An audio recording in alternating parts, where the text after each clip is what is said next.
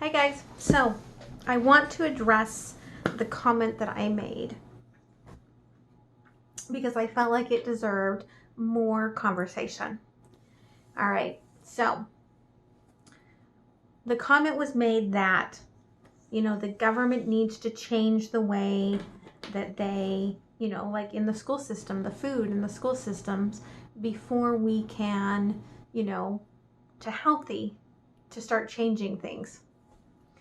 But I want to talk about this from like my personal point of view. So this is not an attack on anyone, but my personal point of view, especially coming from the space of where I grew up and what I've gone through and what I've learned.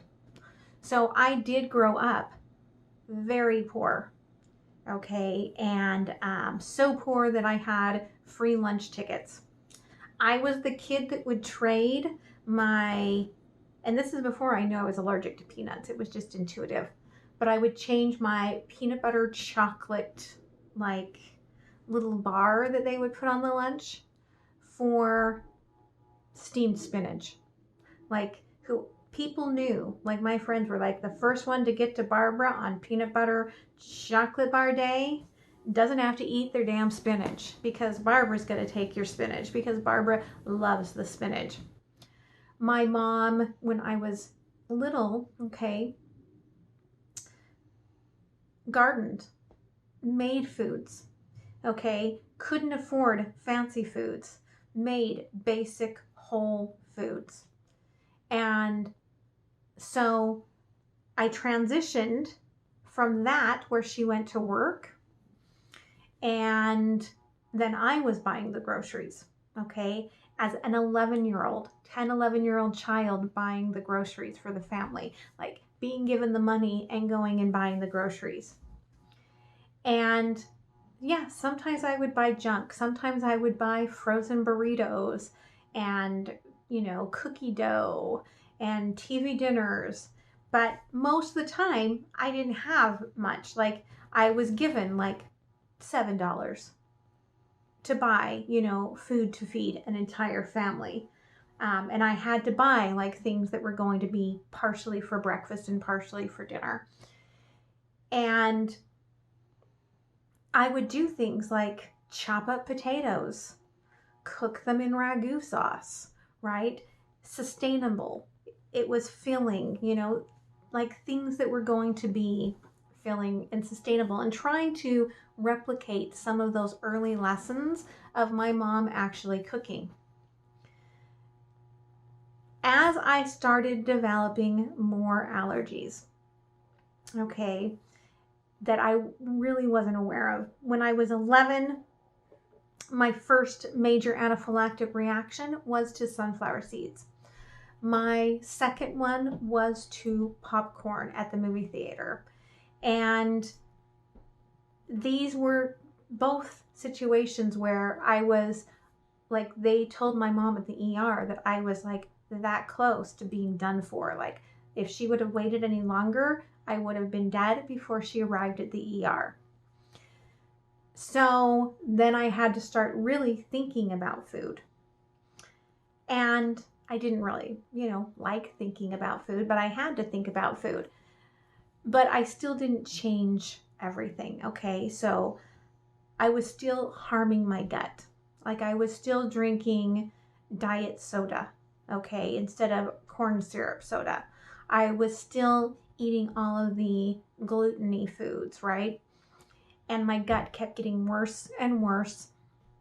And so by the time that I was out of high school, I started having panic attacks and anxiety, and I started self-medicating with my Benadryl because I had recognized that when I have a panic attack, I feel like I can't breathe, but when I have an allergy attack, I take Benadryl, and so I'll take Benadryl, and that will make me feel better.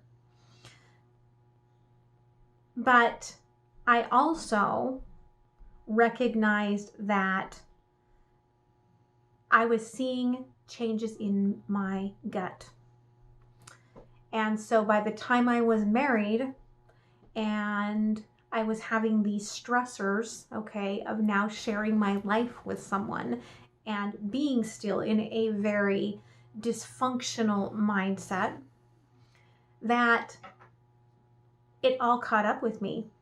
And I had severe irritable bowel disorder and went to doctor after doctor. No one could diagnose me. And I finally went to this very young doctor, fresh out of school, you know, still bright eyes, and said, oh yes, this is what you have. And it comes down to what you're eating.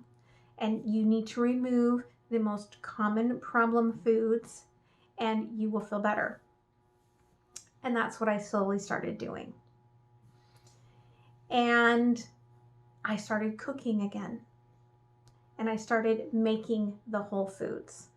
Okay. And as I went through this and I started feeling better and I started feeling healthy and I started recovering, I wanted to have a baby. Okay. So I got pregnant and I was doing everything right. I did not know about my MTHFR mutation, my all the things that I was doing that I thought I was doing right is probably what created the fail in this. But I miscarried in my second trimester. And that caused a lot of impact, okay, to me. And a lot of anxieties returned. And a lot of depression returned. And so then 2 months after miscarrying, well, 3 months after miscarrying, I had eaten my way through all the chocolate, all the things, right? All the depression things. And I became pregnant again. And so when that happened, I was so obsessed and so stressed and so freaked out. I stopped working out. I stopped eating healthy. Like I just reached for everything that I really shouldn't have. So, you know, it's a blessing that my daughter is as beautiful and wonderful as she is, because I totally went reverse cycle. But I also was so sick with her that I couldn't do prenatals. And that's probably why, you know, she actually came to term, because I could only do a quarter of the prenatal. So I wasn't over saturating my system. And, I was worried about like her development, and I was taking like high, you know, good high omegas and things like that. So there were things that I was doing right, even though there was a lot that I was doing wrong. And when she was about, 7 months old, like there was a picture that I had taken of me on vacation. And when I saw it over the, you know, winter, I was like, what have I become? I'm an older mom, so how am I going to raise this child? Because I will tell you, that's another thing that I did choose. Like I chose to be as conscious as I could about trying to wait to have a child until I could stay home. I know that's not always possible, but I, you know, was very conscious about everything. And so I didn't have her until I was 37. So I'm like, I'm going to have to fix myself. So the first thing I did was that I went into a more traditional diet, cooking all the foods, pastured foods. Like for the dairy, I was doing raw milk. And then I was like, well, maybe I should remove the dairy because maybe that's causing some of the sinus issues that I'm having. So I removed the dairy and I started to feel better. So then I was like, well, here comes January. Maybe I'll try, you know, a month of being vegan, see how it goes. So I tried the vegan and I felt better, but I was still having some gut issues. So then I found paleo, right? So I'm like, okay, maybe I'll do paleo. And I looked up paleo and they're like, you can't do paleo and be, you know, vegan. And I was like, I don't get told I don't, that you can't, that I won't. So I went into it anyway. And the first few years I was very strict paleo, like no legumes, right? None of the beans, none of the legumes, none of the soy. I'm allergic still to the, you know, like the genetically modified soy. I still react to it. I don't react to organic soy. I found, but I was very traditional and it was very hard. And I'm not going to sugarcoat it, okay? It's not an easy thing to do Whole30 the way that they have set it up as a vegan, but it can be done, okay? So I did that and I did feel a lot better. But I also was seeing, because I wasn't taking care of the micronutrients, I was really, taking care of getting all those macronutrients and the whole foods. I wasn't taking care of the micronutrients, and I was starting to see a lot of aging. But my daughter, okay, she was getting older. I had sent her to a preschool. It didn't work out. The lady was a crazy person, so I started homeschooling her for preschool with a neighbor child. I did that for a couple of years. Then I did find a fun preschool that she went to twice a week for a year, which was just fun socialization. But I said, what are the snacks that you give to the kids? And I bought the healthier version and took them there. So she always got what I wanted her to eat there. Then we moved to Washington and she went into a homeschool parent partnership kindergarten, and we did the homeschool thing through a parent partnership. And the school that we went, where we went to meet for classes is a district-owned, little rundown school. But they have a lunchroom.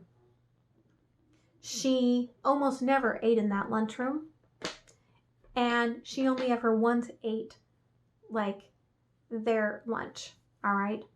Even when they had the end of the year school function for the fair, I brought the foods I wanted cooked for her. They were doing the grilled hot dogs. I didn't want their crappy hot dogs. I wanted her to have no nitrite hot dogs. I brought those. But I made her lunches. I made her breakfasts, right? I made her snacks.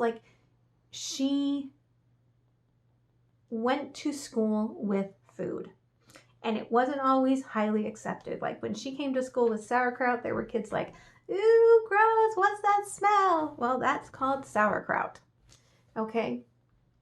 But I chose, I could have paid for her to have the lunch at school, but it was our choice. It's my choice. I can send her with a lunch of Whole Foods, or I can send her, for the same price to eat the crap lunch at school. All right? It is a choice. And I know a lot of people are going to disagree with me, but it is a choice. My husband said something yesterday about he saw at the store that they had a butterscotch cream soda. And my daughter looked at him, and I laughed and I said, she's never had a butterscotch. She doesn't know what a butterscotch is. She's 15. She doesn't know what a butterscotch is. All right, but that's a choice, okay? When I do buy her soda, it is the monk fruit sweetened or the stevia sweetened. If she has friends over, I'll buy regular soda if that's what their parents feed them, and she has her own thing. She doesn't drink their crap. And it's not like she's never had junk food in her life, okay? Because I don't want her to grow up and be the strange college student that goes crazy and eats all the things. But she knows, loves, and enjoys Whole Foods, okay? And it is important that we understand that you choose in this life, and you can, if you're going to try to ask the government to step in and choose for you, they will. They'll choose to see you as a collective. They will not choose to see you as an individual. They will not choose to look at your learning disabilities, or look at your allergies, or look at any of the things that matter on a holistic basis. That is why when I work with clients, it is holistic. Let's look at the whole person. Okay, what's going on as the whole person? Because I will tell you, paleo vegan is not for everyone. Okay, some people just can't do it. All right, and that's not a judgment. That is just how it is. Okay, I feel like they could, but that's my belief.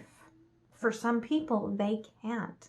Okay, you have to look at the whole person, their whole lifestyle, their whole idealism, where they are, meet them there. So that is kind of the idea of the Whole 30, right? That's the one part of the Whole 30 that I do find a lot of love for, is that they are focusing on bringing that whole foods back into your diet. None of the boxed crap, okay? You're actually cooking and making things. And if you're doing it for you, why aren't you doing it for your kids? Why aren't you doing it for, the whole family? You can meal prep one day. Put it all in the freezer, in the fridge. Boom, boom, boom. You're done. Why not? Okay. And that's the question you have to really get to. If it's like, well, my kids won't eat that way. Well, then I guess they won't eat. My daughter being a teenager, there are some nights when I am so tired that I'm like, I don't want to make dinner. And I didn't prep anything. And she's like, feed me. And I'm like, you're 15. There is a whole house full of food. You can go feed yourself. And if she doesn't eat, well, that is a choice. And that's her learning about choices, right? And I feel like that is important at a teenage year. But again, it's also about, like, my husband and my daughter are not vegan. So I have to understand, not all of our meals are going to align. And that's okay. They may have rice, like yesterday they had white rice and I had cauliflower rice because I didn't want white rice. Okay, so it's all choice. You choose the illusion. You choose the belief. There's nothing I can do to change that for anyone in this group. But it is up to you to transform. A lot of you don't know, okay, I am intuitive.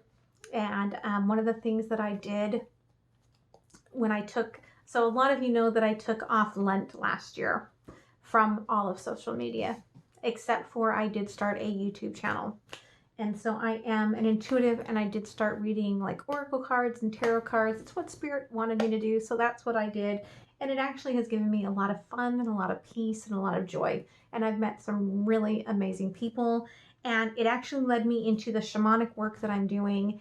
And I'm working with this amazing shaman teacher. I'm into my second year now working with him. And he's just a beautiful soul, beautiful person.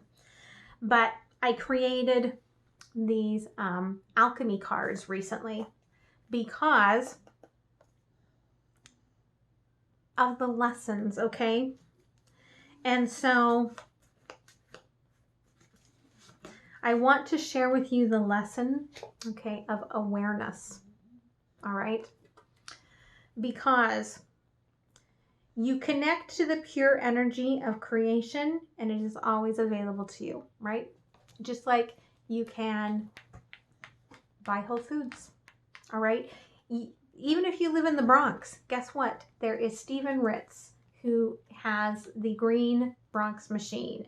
There is, I think it's Jennifer, I can't remember her last name, who started up Bronx Eats. Okay, so even if you're in a food desert, there are still options, all right? But we quantify this to, I am open to any knowledge that can guide me on my path. You choose the awareness. You choose to let the knowledge guide you, or you block off the awareness and you choose to go into the lizard brain, which creates blame, shame, fear, regret, guilt. Don't do that to yourselves. It's not worth it, okay? Quit trying to appease your household with the foods that they want. They want the mac and cheese, okay? Is that what you want to cook? Make a choice, all right? If that's not what you want to feed them, and if that's, not what you want, choose something else. Make something else. Create something else. You can go to the library, check out some cookbooks, look through them, find recipes that will go a long way and that are affordable to make. Try them. Slowly transition yourself. All right. I guarantee that when you break through that illusion, that you will see the changes. All right. My daughter remembers the 1 year when she turned 4, we bought Costco cupcakes. And she remembers the tummy ache that we all had for like a week after we had those giant Costco cupcakes. My daughter to this day does not like frosting, okay? We make our own gluten-free cake for her birthday. When we have celebrated at school, yes, occasionally we have bought, like I've bought in like the vegan gluten-free cupcakes and stuff. And guess what? It's a cupcake. Kids will eat it. You do not have to go down the path that you think you do. It is a journey of choice. And I just wanted to put that out there. And the reason I bring up Adam Carolla, like I was introduced to him, of course, by Dr. Drew. I actually, there are some good things that I've gotten from Dr. Drew. He's very intelligent into, behaviors and how we create behaviors. He also is the one that turned me on to, he has the same genetic disposition for stickier blood that I have, that Bob Harper has. He's the one that tuned me into citrus bergamot being nature's statin, okay? That lowered, here I was vegan with high cholesterol. I started taking citrus bergamot. My blood platelets quit being so darn sticky to each other, and my cholesterol dropped by like 47 points. So he's the one that turned me on to that, but he also turned me on to Adam Carolla, who then my husband started listening to Adam Carolla. He stopped when they got all political, which I agree, because you just don't need any of that stuff like barraging you every day. But one thing that Adam Carolla says is, you know what? It is cheap if you want to feed your kids real food. All right? And if you want to feed yourself real food. And he was very poor, just like I was very poor. And I feel like sometimes it's not until you can make the switch and then look back and be like, oh, I was buying into the whole 50,000 items required in the grocery store sort of a thing. And it can be hard to break that cycle. I can attest to that. But if you do break it, you'll find that you'll spend less money and you'll feel better. I remember when I started this journey and I was really ramping up my business and working for myself, and somebody said, well, why are you doing this? And I said, well, a big part is to be able to afford all this food that I'm eating. And they're like, what do you mean? And I was like, well, it costs like, $1,300 a month to feed a family healthy foods. And they were like, what foods are you buying that cost this much? And it was a like wake up moment. Okay. So look for options. Costco, Sam's Club, bulk food places. I have shopped at, here we have a place called Grocery Outlet Bargain Market, and they get, okay, like when a company changes out their packaging, or, you know, they overmade a quantity and they'll sell it to them for really cheap. I've been able to buy flax milk there. They've got almond milk there. They've got coconut milk there. You can also, you know, make all of those yourself if you want to. I think my favorite was when I made, it was either tiger nut milk or sachi inchi milk when I made it from scratch for myself.